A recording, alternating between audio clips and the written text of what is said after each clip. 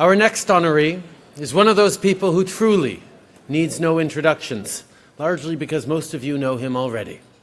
I'm talking about Dominic Barton, the Global Managing Director for McKinsey & Company. When I went to the World Economic Forum in Davos just a few months after having been elected, I had the privilege of meeting a number of world business leaders. Who set that up? Dominic Barton. I met the leaders of major corporations from around the world, and the one thing they all had in common, they all knew Dominic. I came to appreciate, maybe even envy, Dominic's contact list. So we recruited him. Bill Morneau and I offered him $1 a year to chair the Advisory Council on Economic Growth, and he agreed. See, not such a smart businessman. I don't think anyone can argue that we're not getting our money's worth from Dominic. In fact, it's probably the best dollar that the government of Canada has ever spent.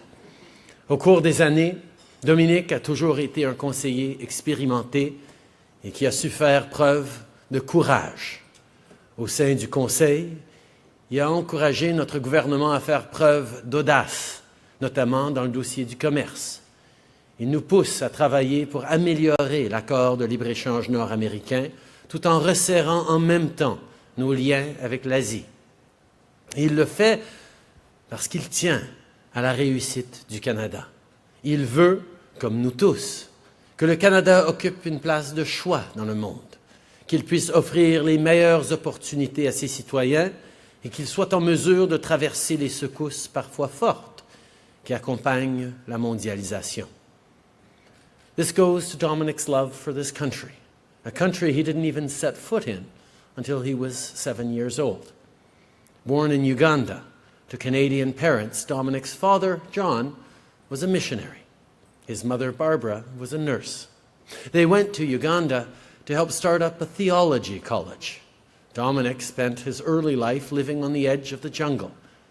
But even then, he had a knack for running into world leaders.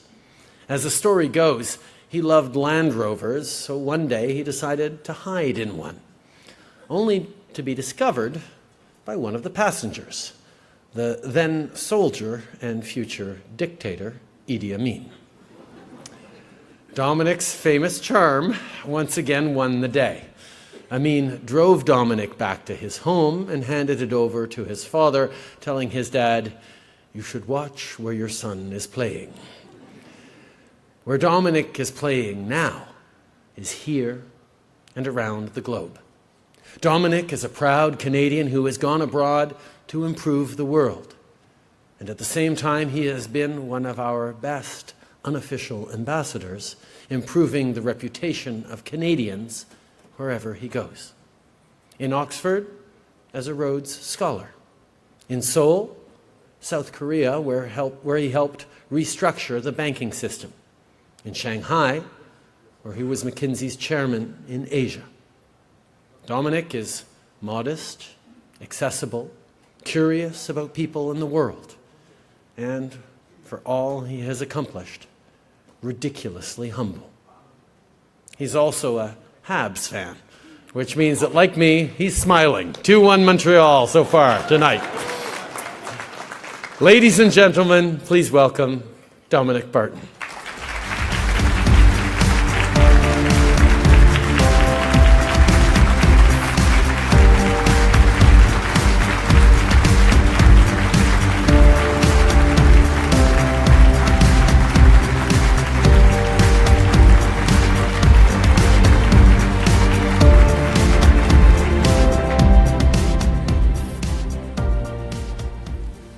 Learn from Naheed.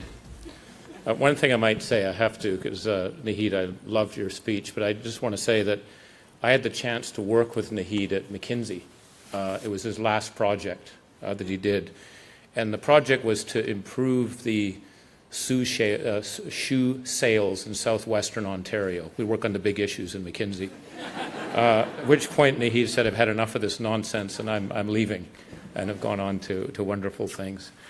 Prime Minister, to also the Public Policy Forum, thank you so much for this. It's deeply appreciated. I have to say I'm more excited about the other honorees are here, just the stories. And I wish I could tell you interesting personal stories. I don't have that many interesting personal stories.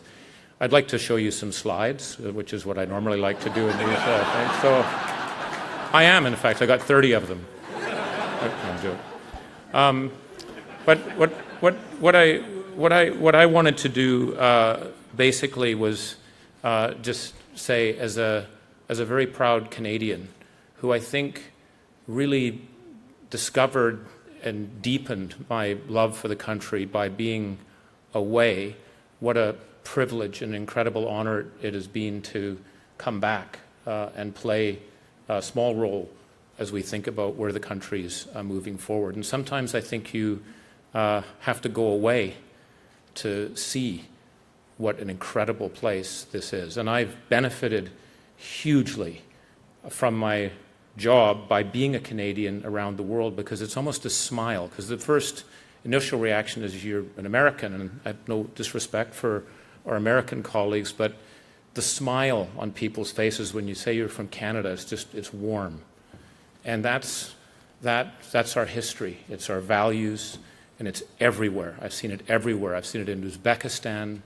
I've seen it all over Asia. I see it over Africa. We just have an incredible reputation and a track record for what we do. The number of ambassadors that we have for Canada who went to school here is just phenomenal. It is an incredible, it's a foreign legion that I don't think we appreciate. When we were starting to do the Growth Council, I of course grabbed a lot of colleagues from McKinsey to help do the work.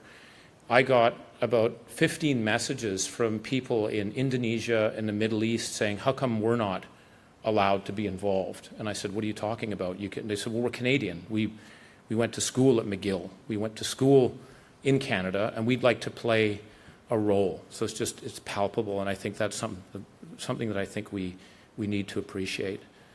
But I also wanted to make a comment, too, about the world, and this is something that I've learned from Margaret and your writings in history, and the warning signs that you put out about the early 1900s and the world being the most globalized it ever had been, a time of tremendous technological change, excitement.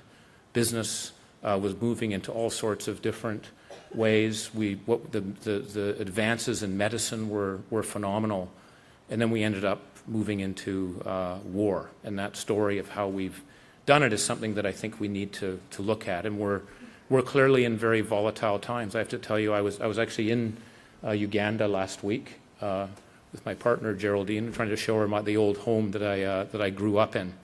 And I have to tell you, on Friday night, I was actually quite nervous. It was one of the first times I've felt nervous about being in the world because of what was happening in North Korea and with the carriers and so forth. I mean, this is real stuff that's happening to us now geopolitically. And I think that what that means is that for those who, from much is given, much is expected.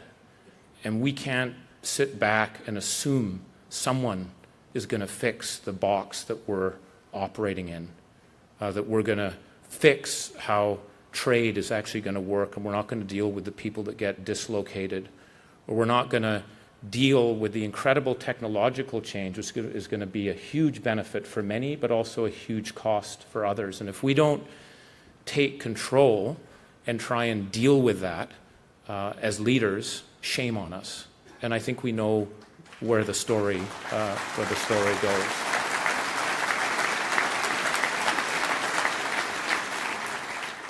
And I have to tell you that the last 16 months, even at $1 a year, have actually been literally the most fulfilling months in my professional career. And that's because of the people we've been working with, the people on the Growth Council. It's a very diverse, sometimes cantankerous group of people. I don't think we could agree where the bathroom's located at times. But it's a group of people with very high aspirations for the country. I've learned more about farming, even though I grew up on a farm in Chilliwack, in the last 16 months than I ever thought I would imagine to. 2 hours with a mushroom farmer south of Ottawa, talking to people in abattoirs, learning more about the country. And what I would say, what has brought that to me to life is a commitment from this government to actually do something that is fundamentally different in improving, and this isn't a paid political announcement in any manner, it's by improving the median income, the middle class, that we're actually going to build and ensure that society that we all love, the values and the benefits that we all get, is going to be in place in the future. And it takes courage and leadership to do it.